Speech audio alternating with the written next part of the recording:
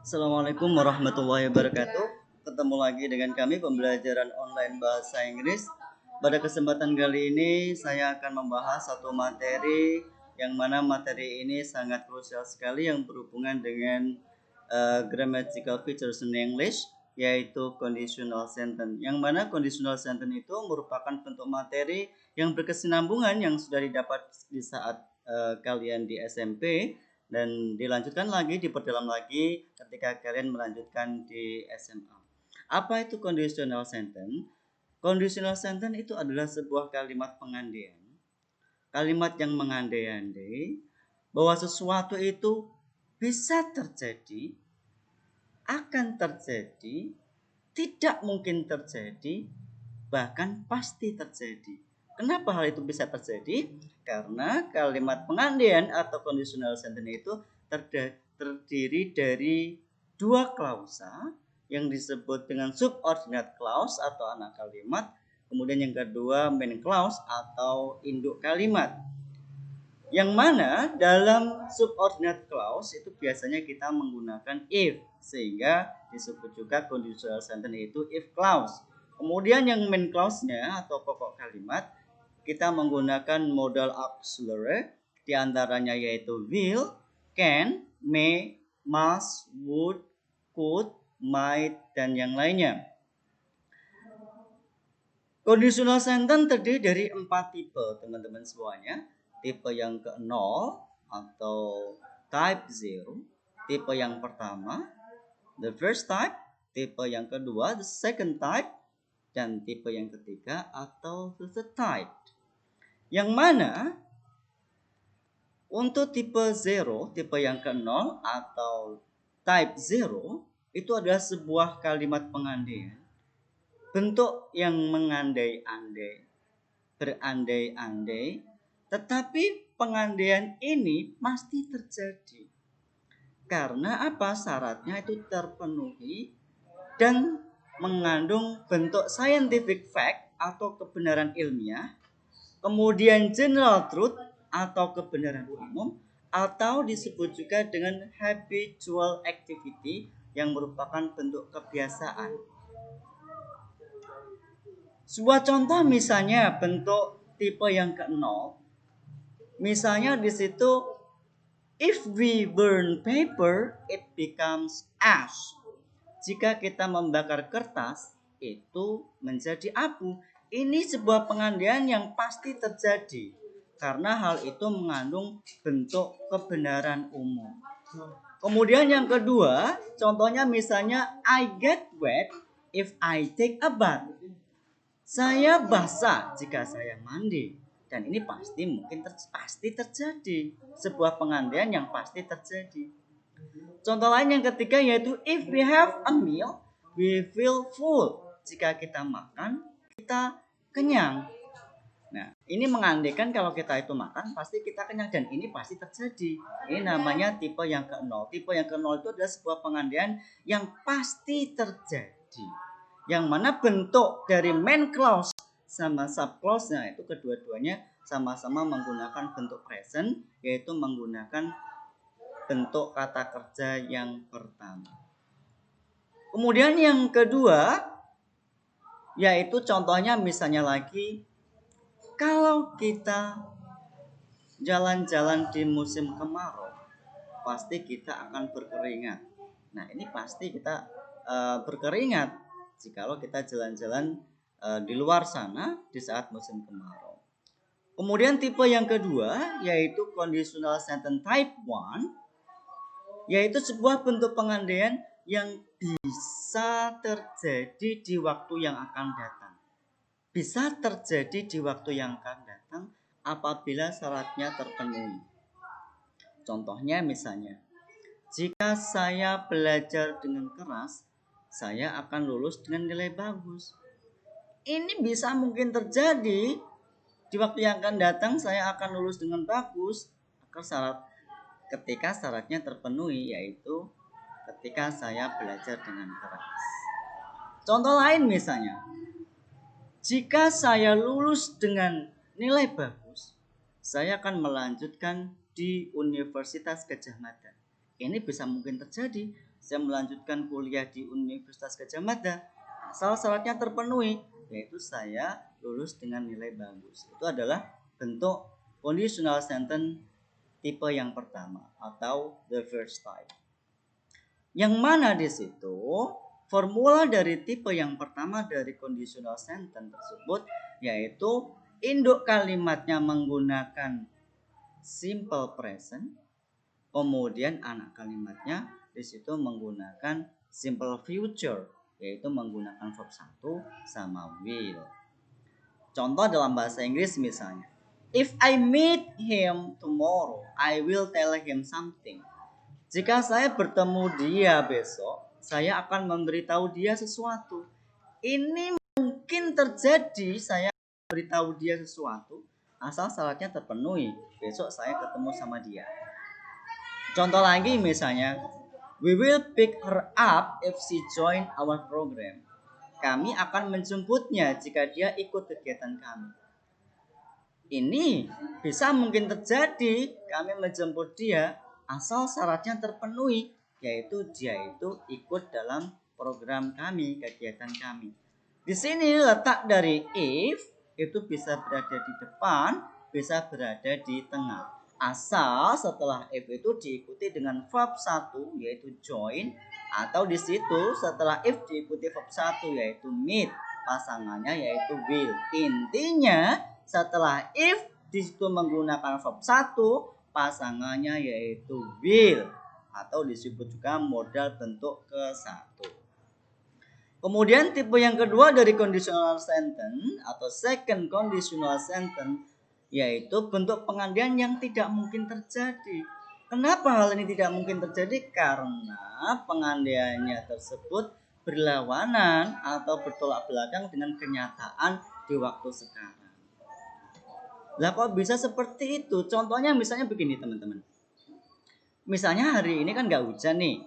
Kemudian saya bilang begini, jikalau hari ini hujan, para petani pasti akan senang sekali. Hal ini nggak mungkin terjadi. Para petani itu senang karena apa? Syaratnya nggak terpenuhi karena hari ini tidak hujan, teman-teman.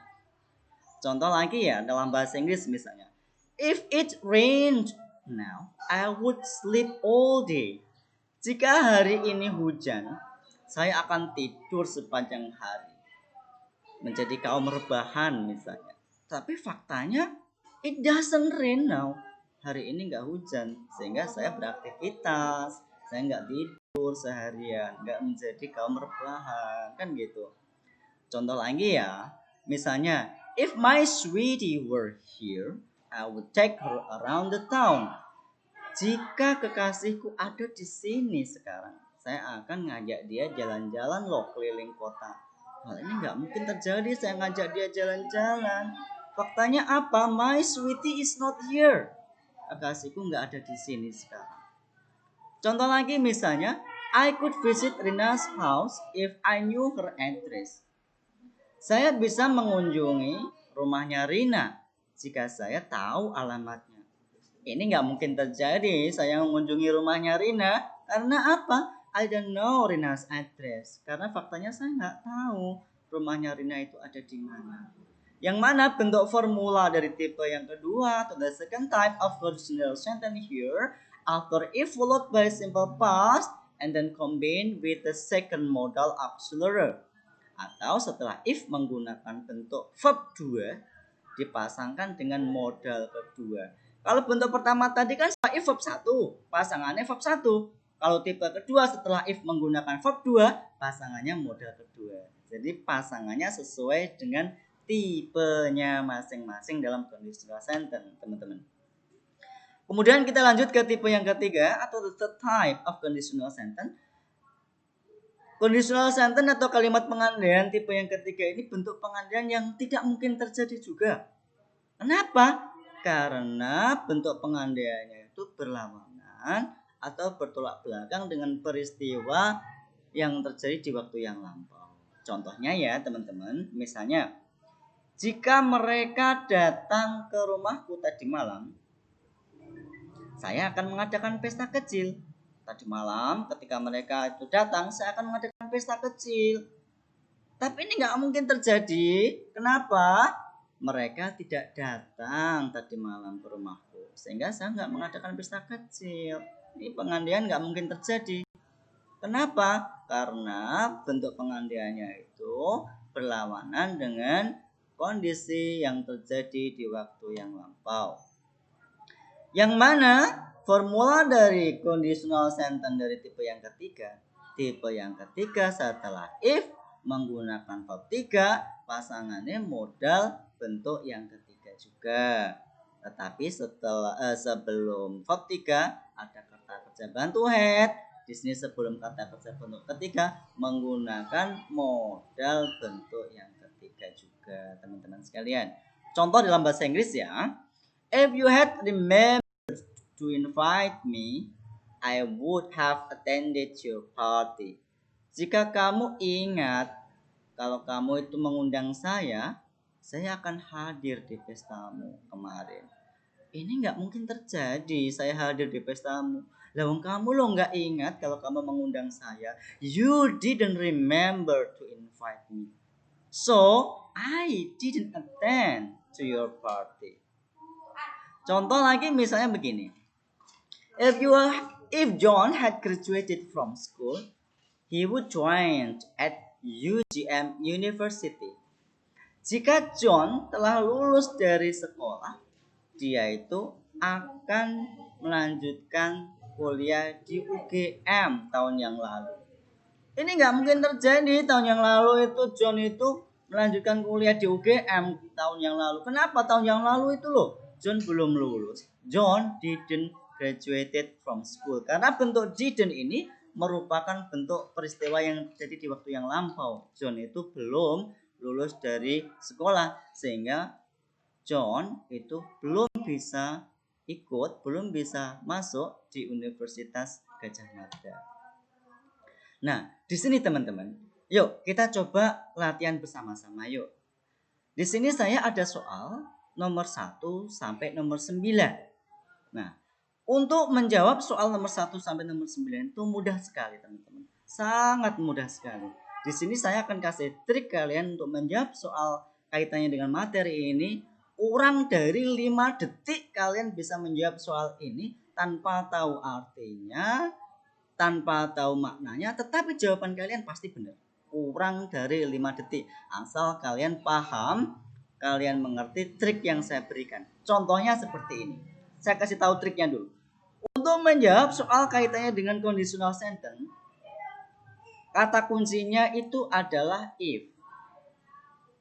Kalau kata kuncinya itu if, kemudian kalian lihat pasangan polanya. Ingat, kata kuncinya itu adalah if. Oh, kalau ada if itu pasti bentuk conditional sentence. Apa itu conditional sentence yang harus diketahui? Pasangan polanya.